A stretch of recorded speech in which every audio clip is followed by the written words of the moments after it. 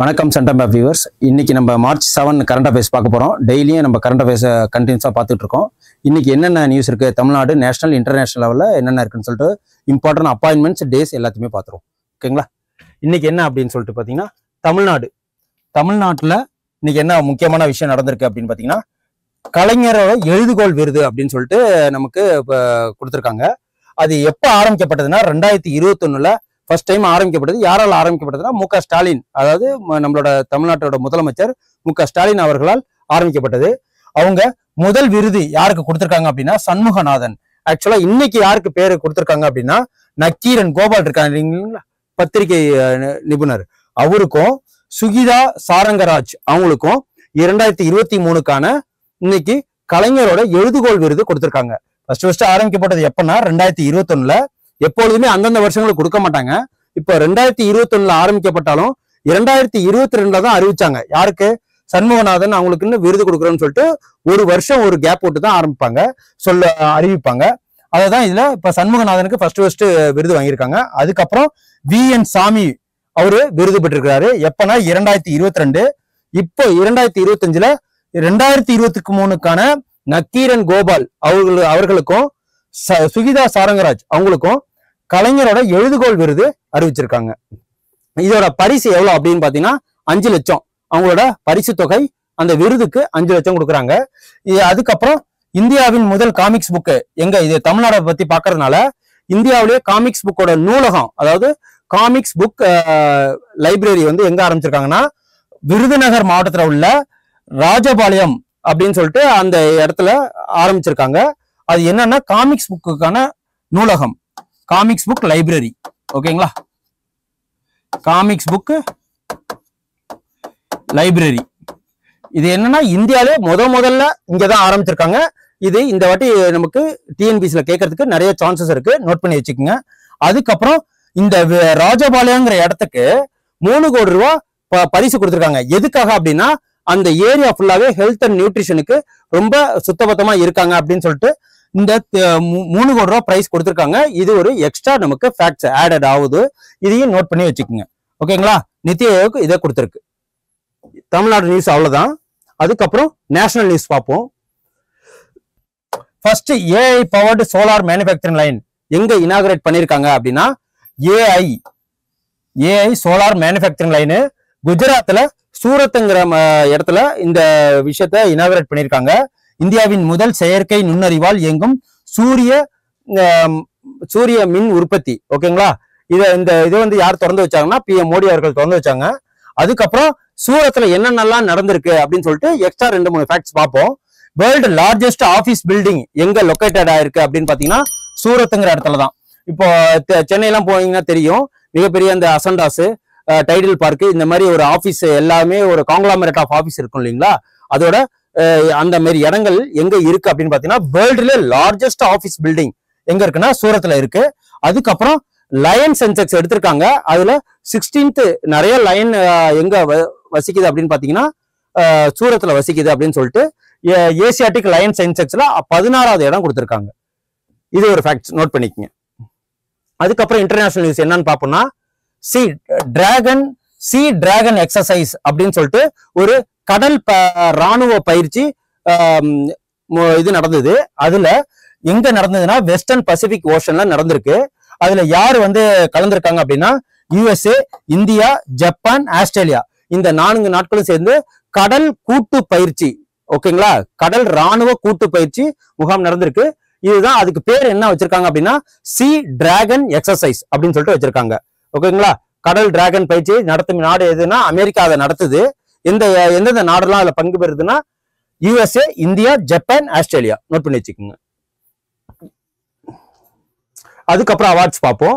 இன்னைக்கு என்ன அவார்ட்ஸ் கொடுத்துருக்காங்க அப்படின்னா ஜென்ரலாவே அவார்ட்ஸ்னாலே ஆஸ்கார் அவார்டு ரொம்ப முக்கியம். அதுக்கப்புறம் UN இருந்து என்னென்ன அவார்டு கொடுக்குறாங்கன்னு ரொம்ப முக்கியம். அதுக்கப்புறம் நேஷனல் அவார்டு ரொம்ப முக்கியம். அதே ஈக்குவல் அவார்டு எது அப்படின்னா இந்த நோபல் பிரைஸ் அவார்டு ரொம்ப முக்கியங்கிறது. இந்த 4 அவார்டு ரொம்ப முக்கியம். RRBல கேட்கறாங்க, SSCல கேட்கறாங்க, UPSCல கேட்கறாங்க, TNPC Group 1, Group 2 எல்லாத்துலயுமே கேட்கறாங்க. இந்த 4 அவார்டு, அதாவது ஆஸ்கார் அவார்டு, அதுக்கப்புறம் நோபல் பிரைஸ், அதுக்கப்புறம் UN கொடுக்குற அவார்டு, அதுக்கப்புறம் நம்ம நேஷனல் லெவலில் நடக்கிற நேஷனல் பிலிம் அவார்டு, அந்த இதெல்லாம் இருக்கு இல்லைங்களா, அந்த அவார்டு இதெல்லாம் கேட்கறாங்க. அப்புறம் குடியரசு தினம், அதுக்கப்புறம் ஒவ்வொரு குடியரசு தினத்தை போய் கொடுக்குற அவார்டு, இதெல்லாம் நோட் பண்ணி வச்சுக்கணும். அந்த லெவலுக்கு ஈக்குவல் இம்பார்ட்டன்ஸ் கொடுக்குற அவார்டு எதுனா இந்த பிரிட்ஸ்கர் அவார்டு. இது எதுக்காக கொடுக்குறாங்க அப்படின்னா, பில்டிங், அதாவது பில்டிங்ல ரொம்ப ஆர்கிடெக்சர் லெவல்ல ரொம்ப கை தேர்ந்தவங்க, அவங்க எல்லாம் வந்து லெஜெண்ட்னு சொல்லுவாங்க. அவங்க யாரெல்லாம் பில்டிங் ஆர்கிடெக்சர்ல ரொம்ப சிறந்து விளங்குறாங்களோ அவங்களுக்கு இந்த வருஷம் யாரை கொடுத்திருக்காங்க அப்படின்னா 2025 லியூ ஜெய்கும் அப்படின்னு சொல்லிட்டு சைனாவை சேர்ந்தவர். அவரோட ஆர்கிடெக்சர் கலைக்கு இந்த அவார்டு கொடுத்திருக்காங்க, பிரிட்ஸ்கர் அவார்டு. இது எப்ப இருந்து கொடுக்க ஆரம்பிக்கப்பட்டதுன்னா 1979. இது ஒரு தனிப்பட்ட குடும்பம் இந்த அவார்டை கொடுக்குது. எவ்வளவு ரூபாய் கொடுக்குது அப்படின்னு பாத்தீங்கன்னா, அதாவது $1,00,000, $1,00,000, ஓகேங்களா, $1,00,000 பிரைஸ் கொடுக்குறாங்க, ஓகேங்களா. அதுக்கப்புறம் பிரிட்ஸ்கர் கட்டிடக்கலை பரிசு 2025 யாருக்கு கொடுத்திருக்காங்க அப்படின்னா லியூ ஜியாகும் அப்படிங்கிறவருக்கு கொடுத்திருக்காரு. அதுக்கப்புறம் இன்னைக்கு என்னென்ன அப்பாயின்மெண்ட்ஸ் நடந்திருக்குன்னு பாத்துருவோம். என்ன அப்பாயின்மெண்ட்ஸ்னா, ஆர்பிஐ ரிசர்வ் பேங்க், அதாவது ரிசர்வ் பேங்க் ஆஃப் இந்தியால யாருக்குன்னா எக்ஸிகியூட்டிவ் டைரக்டர் ஆஃப் ஆர்பிஐ யாரு அஜித் ஜோஷியை நியமனம் பண்ணியிருக்காங்க. இது எப்ப ஆர்பிஐ ஆரம்பிக்கப்பட்டதுன்னா ஏப்ரல் 1, 1935 இந்த ஆர்பிஐ ரிசர்வ் பேங்க் ஆஃப் இந்தியாங்கிறது ஆரம்பிக்கப்பட்டது. எப்ப நாட்டுடைமையாக்கப்பட்டதுன்னா 1949. அதுக்கப்புறம் இதை யார் ஃபர்ஸ்ட் ஆரம்பிச்சாருன்னா ஹை ஹான் யங் அப்படிங்கிறவரு இந்த ஆர்பிஐ, அதாவது reserve bank of India, central bank of India இருக்கு இல்லைங்களா, இதை ஆரம்பிச்சவர் இவர் தான். First foreign governor of RBI யாருன்னா ஒபேன் ஸ்மித்ங்கிறவரு, இதோட ஃபாரினோட அதாவது இந்தியா அல்லாத ஒரு கவர்னர் அவரு. ஃபர்ஸ்ட் இந்தியன் கவர்னர் யார் அப்படின்னா சிடி தேஷ்முக். இது நிறைய ஆர்பிஐ எக்ஸாம்ல வந்திருக்கு. அது இல்லாம ஆர்ஆர்பி ரயில்வே எக்ஸாம்ல கூட வந்திருக்கு இந்த சிடி தேஷ்முக்ங்கிறது.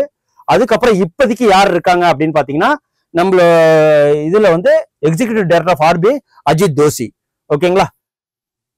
அப்புறம் அஜய் செத்துங்கிறவரு 2 துறைக்கு அவரை செக்ரட்டரியா நியமிச்சிருக்காங்க. எதுக்குன்னா எக்கனாமிக் அஃபேர்ஸ் செக்ரட்டரி அவர் தான், ரெவன்யூ செக்ரட்டரியா நியமிச்சிருக்காங்க. ஆல்ரெடி அவர் எக்கனாமிக் அஃபேர்ஸ் செக்ரட்டரியா இருந்தாரு. இப்போதைக்கு ரெவன்யூ செக்ரட்டரியா இன்னைக்கு அவரை நியமனம் பண்ணியிருக்காங்க. அதுக்கப்புறம் செபியோட 11th செக்ரட்டரியா யாரை வந்து அப்பாயின்ட் பண்ணியிருக்காங்கன்னா துஹின் பாண்டே அப்படிங்கிறவங்க இது பண்ணி என்னன்னா அறிமுகப்படுத்திருக்காங்க. இந்த செபி 11th செக்ரட்டரியா யார் அப்பாயின்ட் பண்ணியிருக்காங்கன்னா துஹின் பாண்டே. இதையும் நோட் பண்ணி வச்சுக்கோங்க. அதுக்கப்புறம் ரிப்போர்ட்ஸ் அண்ட் இண்டைசஸ். என்ன ரிப்போர்ட்ஸ் அண்ட் இண்டைசஸ் பாத்தீங்கன்னா, நைட் பிராங்க் ரிப்போர்ட்டுங்கிற ஒரு அமைப்பு என்ன பண்ணுது அப்படின்னா, வேர்ல்டுலயே யாரெல்லாம் பில்லியனியர்ஸ் அப்படின்னு சொல்லிட்டு ஒரு ரேங்கை வெளியிடுறாங்க. அதுல யாரெல்லாம் ரேங்க்ல முதல்ல இருக்காங்கன்னா யூஎஸ்ஏ தான் ஃபர்ஸ்ட், 2வது சைனா, 3வது ஜப்பான், 4வது இந்தியா. நம்ம இந்தியால 191 பேர் வந்து நம்பர் ஆஃப் பில்லியனியர்ஸ் இருக்காங்க அப்படின்னு சொல்லிட்டு இன்னைக்கு ரிப்போர்ட் வெளியிட்டு இருக்காங்க.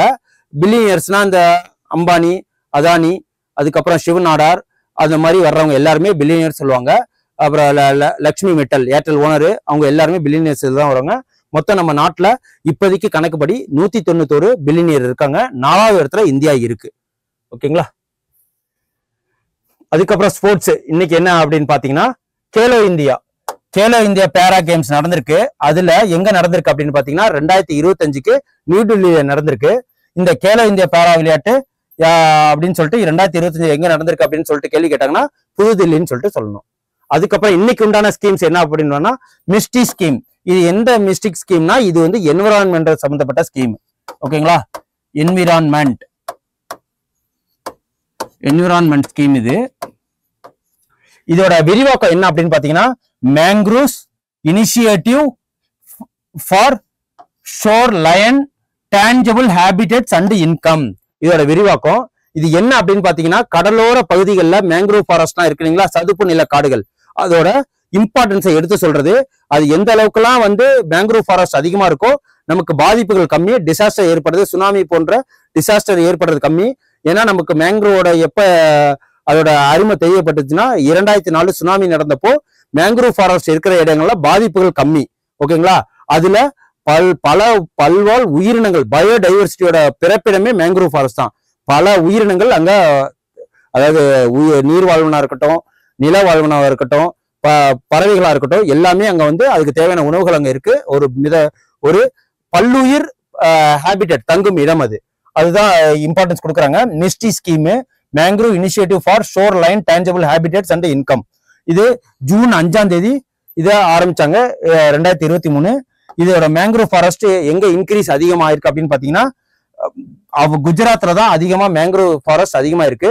இது எந்தெந்த இடத்துல மேங்க்ரோவ் ஃபாரஸ்ட் இருக்குன்னா 9 ஸ்டேட்டு, அதுக்கப்புறம் 3 யூனியன் டெரிட்டரிஸ்ல நமக்கு மேங்க்ரோவ் ஃபாரஸ்ட் லொக்கேட்டட் ஆயிருக்கு. ஓகேங்களா?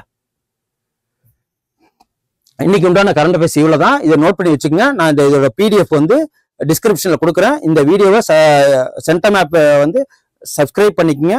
உங்களுக்கு பிடிஎஃப் ஒவ்வொரு நாளும் கரண்ட் அஃபேர்ஸோட பிடிஎஃப் பின்னாடி டிஸ்கிரிப்ஷன்ல கொடுக்குறோம். நீங்க அதை டவுன்லோட் பண்ணி யூஸ் பண்ணிக்கோங்க. ஓகேங்களா? எப்பெல்லாம் டவுட் வருதோ இந்த வீடியோ பார்த்து நீங்க தெளிவுபட்டுருக்கலாம். Thank you. Centum app. You dare to dream, we care to accomplish.